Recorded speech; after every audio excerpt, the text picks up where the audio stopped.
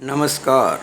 YouTube channel maths era and civil engineering by आर.पी. व्यास से मैं आर.पी. व्यास डिप्लोमा थर्ड ईयर में पढ़ रहे सिविल इंजीनियरिंग ब्रांच के सभी स्टूडेंट्स का हार्दिक स्वागत करता हूं। सिविल इंजीनियरिंग के अंदर डिप्लोमा कर रहे थर्ड ईयर के बच्चों के लिए जो पहला सब्जेक्ट है वो है CE 301। ये कोड है उसका और फुल नेम है इसका थ्योरी ऑफ स्ट्रक्चर, शॉर्ट में कहेंगे टॉस। मैं आज इस वीडियो में आपको इस सब्जेक्ट में कितने चैप्टर हैं और वो सारे चैप्टर्स अभी समझाऊंगा कि कौन कौन से हैं और किस चैप्टर का वेटेज कितना है, किस से कितने नंबर के सवाल आते हैं, इस प्रकार की चर्चा मैं आपसे करूंगा। तो सबसे पहले आप समझ लीजिएगा कि इसमें चैप्टर कौन कौन से हैं। इसमें कुल मिला के 10 चैप्टर हैं। पहला है फ्रेम्स यानी कि ढांचे, दूसरा है स्लोप एंड डिफ्लेक्शन यानी कि ढाल एवं विक्षेप, तीसरा है प्रॉप्ड कैंटिलीवर्स यानी कि टेकदार प्रासधरण, चौथा है फिक्स्ड बीम्स यानी कि आबद्ध धरने, पांचवा है कंटिन्यूस बीम्स यानी कि सतत धरने, छठा है रोलिंग लोड्स यानी कि चल भार, सातवां है इन्फ्लुएंस लाइंस यानी कि प्रभाव रेखाएं, आठवां है थ्री हिंज्ड आर्च यानी कि त्रिघर्तीय वक्र, नौवां है रिटर्निंग वॉल्स यानी कि प्रतिधारक दीवार और 10वां है इनडिटर्मिनेट स्ट्रक्चर्स यानी कि अनिर्धारित संरचनाएं। तो ये कुल 10 चैप्टर हैं। अब इन 10 चैप्टर के बारे में संपूर्ण जानकारी मैंने इकट्ठी की और उसके लिए मैंने कुल 12 पेपर कंसर्न किए। आपके जो पिछले कुछ वर्षों में पेपर्स आए उनमें से 12 पेपर्स मैंने लिए हैं सारी जानकारी जुटाने के लिए। वो पेपर्स है 2019 और 2019 स्पेशल, 2018 और 2018 स्पेशल, 2017 और 2017 स्पेशल, 2016 और 2016 स्पेशल, 2015 और 2015 स्पेशल और उसके अलावा 2014 और 2013 ये मेरे पास अवेलेबल थे या मैंने कहीं से प्राप्त किए। कुल मिला के 12 पेपर्स हैं। इनमें से 2016 और 16 स्पेशल में ऑब्जेक्टिव क्वेश्चन भी आए थे। वैसे तो पेपर होता है 70 नंबर का, पर क्वेश्चंस होते हैं कुल 94 मार्क्स के एक पेपर के अंदर। पहला क्वेश्चन होता है कंपल्सरी जो होता है 10 नंबर का, 2-2 नंबर के 5 सवाल आते हैं और 7 सवाल होते हैं जिसके अंदर सभी क्वेश्चन होते हैं 12-12 मार्क्स के। तो 12 इंटू 7 होते हैं 84। ये देखिए मैंने यहाँ पे सारा बताया हुआ है। यहाँ पे 12 इंटू 7 होते हैं 84। तो और जो मैंने आपको बताया ना 2 पेपर हुए थे 16 और 16 स्पेशल, उसके अंदर ऑब्जेक्टिव क्वेश्चन होते थे 30-30 नंबर के। तो 30 दूना 60। अब एक पेपर में फुल मार्क्स जो होते हैं होल मार्क्स वो है 94, लेकिन आपको तो 70 का ही करना होता है ना। पहला क्वेश्चन कंपल्सरी होता है 10 नंबर का और बाकी जो 7 होते हैं उसमें से कोई 5 करने होते हैं।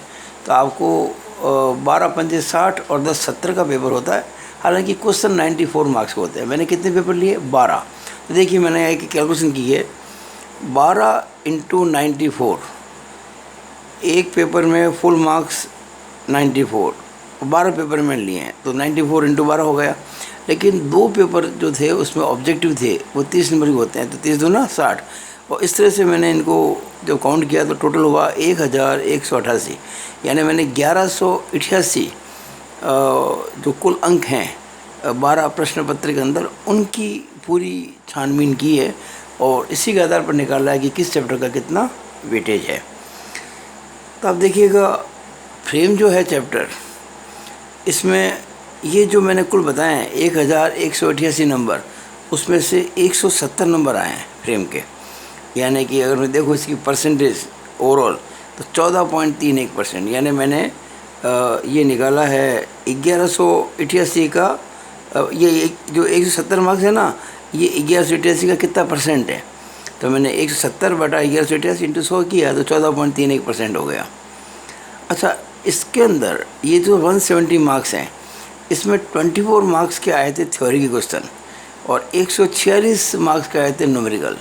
यानी कि ये जो 170 मार्क्स टोटल हैं उसका 14.12% थ्योरी और 85.88% न्यूमेरिकल्स। इसी तरह से अगला चैप्टर है स्लोप एंड डिफ्लेक्शन, जिसमें 173 जो मार्क्स के आए हैं वो लगभग बराबर ही है। ये तो ज़्यादा डिटेल में बताना कोई आवश्यक नहीं है। फिर तीसरा है प्रॉप्ड कैंटिलीवर, इसमें 115 नंबर के सवाल आए। आप स्क्रीन पे देख रहे हैं ना, सब आपको नज़र आ रहा होगा, तो बोलने की ज़्यादा मेरे को ज़रूरत नहीं है। 115 नंबर क्वेश्चन है, 9.68% है इसका वेटेज, थ्योरी 2.61% और न्यूमेरिकल्स 97.39%। फिर है फिक्स बीम, इसमें 163 मार्क्स के क्वेश्चन आए, 13.73% इसका वेटेज है, 15 नंबर थ्योरी के हैं यानी कि 9.2% और 148 मार्क्स के न्यूमेरिकल्स हैं यानी कि 90.80%। फिर एक कंटिन्यूस बीम सतत धरण, 145 मार्क्स के क्वेश्चन आए, ओवरऑल वेटेज इसका 12.21% है और थ्योरी का है 8.97% और न्यूमेरिकल्स है 91.03%। फिर है रोलिंग लोड्स, इसमें 116 नंबर का है वेटेज, 9.76% का वेटेज, थ्योरी काफ़ी कम आती है इसमें 3.45%, न्यूमेरिकल ज़्यादा आते हैं 96.55%। फिर इन्फ्लुएंस लाइंस, तो इन्फ्लुएंस लाइन जो है वो 85 मार्क्स की आई है अब तक यानी कि 7.15% और थ्योरी का वेटेज का 25.88%, न्यूमेरिकल्स का 74.12%। फिर है 3 हिंज्ड आर्च, इसमें 91 मार्क्स के क्वेश्चंस आए, वेटेज 7.66%, थ्योरी के क्वेश्चन आते हैं 7.69% और न्यूमेरिकल्स आते हैं 92.31%। फिर आती है रिटर्निंग वाल, इसमें 61 मार्क्स के क्वेश्चन अब तक आए हैं इन 12 पेपर्स में यानी कि 5.13%। और ख़ास बात क्या है, ये सारे जो मार्क्स है थ्योरी में है, इसमें कोई न्यूमेरिकल अब तक नहीं आया टॉस के अंदर, यानी कि रिटर्निंग वाल का जो क्वेश्चन आता है कभी कभी 6 नंबर का 4 नंबर का जो भी, वो 100% थ्योरी का ही होता है, इसमें न्यूमेरिकल्स नहीं आते। ऐसा नहीं कि नहीं आ सकते हैं लेकिन आए नहीं अब तक। फिर लास्ट है इनडिटरमिनेट स्ट्रक्चर्स, इसमें 69 मार्क्स के क्वेश्चंस आए, वेटेज इसका 5.81% है, थ्योरी 31.88% और न्यूमेरिकल इसके 68.12%। अगर हम ओवरऑल बात करें सभी 10 चैप्टर की तो 194 मार्क्स की थ्योरी आई है और न्यूमेरिकल्स के लिए 994 मार्क्स। अगर मैं 194 और 994 जोड़ूंगा तो 1188 आ जाएगा, यानी थ्योरी इसकी 16.33% और न्यूमेरिकल्स 83.67%। यानी ये जो आपका सब्जेक्ट है ये बेसिकली न्यूमेरिकल्स ही है, इसमें थ्योरी ना की बराबरी है, बहुत कम है, 16.33% है और न्यूमेरिकल्स के 83.67% है। ये मैंने आपके 12 जो पेपर इकट्ठे किए थे उसका रिकॉर्ड मैंने ये मेंटेन किया है। अब आपको बता दूं मैं कि कौन से चैप्टर का वेटेज सबसे ज़्यादा है, तो उसके लिए मैंने एक रिकॉर्ड तैयार किया है, वो ये है। अगर मैं ओवरऑल बात करूं ओवरऑल तो उसमें क्या होगा, ये मैंने एक रिकॉर्ड इस प्रकार से बताया है आपको कि देखिए हेडिंग क्या दिया मैंने इसका, वेटेज एट ए ग्लांस। आप देखेंगे कि जो सबसे ज़्यादा वेटेज है वो है चैप्टर नंबर 2 का। ये 1 नंबर का मतलब इसकी मेरिट है ये, यानी 1 का मतलब जिसका वेटेज सबसे ज़्यादा। ये चैप्टर नंबर नहीं, ये सीरियल नंबर है। 1 का मतलब जिसका वेटेज सबसे ज़्यादा, 2 का मतलब थोड़ा कम, 3 का मतलब उससे कम और 10 का मतलब जिसका वेटेज सबसे कम है। तो सबसे ज़्यादा जो वेटेज है वो है स्लोप एंड डिफ्लेक्शन का, ये मैं बता चुका था 14.56%। फिर है फ्रेम, फिर फिक्स बीम, फिर कंटिन्यूस बीम, फिर रोलिंग लोड, फिर प्रॉप्ड कैंटिलीवर, फिर 3 हिंज्ड आर्च, फिर इन्फ्लुएंस लाइंस, फिर इनडिटरमिनेट स्ट्रक्चर्स, फिर रिटर्निंग वाल्स। यानी सबसे कम जो वेटेज है वो है रिटर्निंग वाल्स का। तो आप देखिएगा मैंने यहाँ पे एक मार्क किया है गहरी लाइन से, ये यहाँ मैंने कि जो लास्ट कॉलम बना है ये क्यूमुलेटिव परसेंटेज।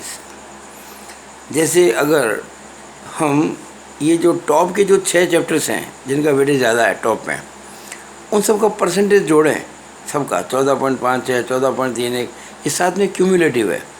जैसे 14.56 में जोड़ा 14.31 तो 28.87 आ गया, इसमें जोड़ा 13.73 तो 42.6 आ गया। इस तरह से ये है क्यूमुलेटिव संचयी। तो यहाँ आके देखिए ये 6 चैप्टर में से, यानी पीछे के जो 4 चैप्टर को अगर छोड़ भी दें तो इन 6 चैप्टर्स का जो है वो आ रहा है 74.25%। अब एक इंटरेस्टिंग बात देखिए आप, मैंने आपको एक बात बताई थी कि 94 मार्क्स का पेपर होता है, आपको अटेंड तो 70 मार्क्स के करने होते हैं ना, तो जो 70 है वो 94 का कितना परसेंट है मैं निकाला। तो 70 इज 70/94 इंटू 100% ऑफ 94, यानी कि 74.47%। यानी कि 94 का जो 70 होता है वो 74.47% होता है। और यहाँ देखिए ये 74.25 है। यानी अगर आप ये 6 चैप्टर कर लेते हैं तो लगभग आप सभी क्वेश्चन अटेम्प्ट करने की आपको चॉइस छोड़नी होती है। मैं ये नहीं कहूँगा आप छोड़ें। देखिए जो मैं कम वेटेज वाले जो क्वेश्चन जो चैप्टर्स हैं, ऐसा नहीं उनको नहीं करना चाहिए, उनको पढ़ना चाहिए। उसके बिना आगे आपको नॉलेज कैसे बढ़ेगा। लेकिन क्या है कि आपको ध्यान से होना चाहिए कि किन चैप्टर को ज़्यादा वेटेज देना है, किसको कम देना है। कई बार बहुत कम टाइम होता है तो किसको पढ़ें। कई बार तो आप टॉप के जो 3-4 चैप्टर पढ़ के ही पास हो सकते हैं। तो ये मेरा बताने का उद्देश्य था। इसका मतलब ये कतई नहीं है कि आपको पढ़ना नहीं है, पढ़ना ज़रूर है, लेकिन ध्यान देना है कि किस चैप्टर का वेटेज कितना है। इसके बाद मैंने एक काम इसमें और किया है आप लोगों के लिए, वो ये है कि ये सारी बातें मैंने यहाँ एक लास्ट पेज में बता दी है कि भाई ओवरऑल थ्योरी का वेटेज है 16.33% और न्यूमेरिकल्स का 83.67%। मैक्सिमम वेटेज चैप्टर 2 का है slope and deflection 14.56%। Minimum weightage chapter 9 का है रिटर्निंग वॉल का 5.13%। थ्योरी सबसे ज़्यादा चैप्टर 9 से आती है रिटर्निंग वॉल से, यानी जितने भी सवाल आते हैं ना उसकी बात कर रहा हूँ, और उसका वेटेज 100%। यानी किसी एक चैप्टर से 100% थ्योरी आवे वो चैप्टर है रिटर्निंग वॉल। और जिस चैप्टर से थ्योरी सबसे कम आती है नगण्य, वो है आपके चैप्टर 3 यानी कि प्रॉप्ट कैंटिलीवर। बहुत कम थ्योरी इसमें आती है। और डिटेल मैंने आपको इसकी दे रखी थी पहले से, प्रॉप्ट कैंटिलीवर की थ्योरी की, वो ये रही। इसके अंदर प्रॉप्ट कैंटिलीवर जो है इसके अंदर थ्योरी है मात्र 2.61%। 2.61% की थ्योरी है। और एक मैंने बात की न्यूमेरिकल्स की, तो न्यूमेरिकल्स सबसे ज़्यादा आता है चैप्टर 3 से यानी कि प्रॉप्ट कैंटिलीवर 97.39%, और सबसे कम आते हैं चैप्टर 9 से रिटर्निंग वॉल यानी कि 0%, कोई आते ही नहीं। तो ये मैंने आपको शॉर्ट के अंदर थोड़ा समझाने की कोशिश की है कि आपके किस तरह का इसमें वेटेज है हर चैप्टर का इस सब्जेक्ट के अंदर। अब देखिएगा जो ये आपके सब्जेक्ट है C301, इसमें आप किस चैप्टर में क्या क्या पढ़ेंगे। देखिए फ्रेम जो है इसको कहते हैं ढांचे। इसमें आपको पढ़ना होगा भाई डिफरेंट टाइप्स ऑफ फ्रेम्स क्या होते हैं, उसके अलावा उसके जो अलग अलग मेंबर्स होते हैं, इसमें फोर्स क्या होता है, उसकी नेचर क्या होती है। फ्रेम को सॉल्व करने के लिए यानी कि फोर्स और नेचर पता करने के लिए कितने मेथड्स होते हैं आपके 2 कोर्स में है, method of joint and method of section. उसके अलावा स्लोप एंड डिफ्लेक्शन का जो चैप्टर है जो सबसे ज़्यादा इंपॉर्टेंट है, सबसे ज़्यादा वेटेज जिसका है, उसके अंदर आपके सिंपली सपोर्टेड बीम और कैंटिलीवर बीम पे क्वेश्चन बनते हैं। उसमें मेगालेज मेथड है, डबल इंटीग्रेशन मेथड है, मोमेंट एरिया मेथड है, ये सारे काम आते हैं। फिर जो चैप्टर है प्रॉप्ट कैंटिलीवर यानी टेकदार प्रास धारण, इसके अंदर भी आपके बेसिकली हम इसको मोमेंट एरिया मेथड से करेंगे, लेकिन किसी और मेथड से किया जा सकता है। आपको इसके लिए जो भी आपको दी जाएगी ना प्रॉप्ट कैंटिलीवर, इसके लिए SFD और BMD यानी शीयर फोर्स डायग्राम और बेंडिंग मोमेंट डायग्राम बनाने होते हैं। फिर आती है फिक्स्ड बीम, तो फिक्स्ड बीम के अंदर भी आपको क्वेश्चन देते हैं, उसमें SFD और BMD ही पूछते हैं। अब फिक्स्ड बीम को कैसे सॉल्व करते हैं वो हम आपको जब पढ़ाएंगे तब समझाएंगे। फिर आती है कंटिन्यूस बीम, इसमें भी आपको बेंडिंग मोमेंट डायग्राम और शीयर फोर्स डायग्राम बनाने होते हैं। इसके बाद आता है रोलिंग लोड यानी कि चल भार। चल भार में आपके लिए जो टाइप्स हैं सिलेबस के अंदर वो है single concentrated load, 2 point loads, series of point loads, UDL longer than span and UDL shorter than span.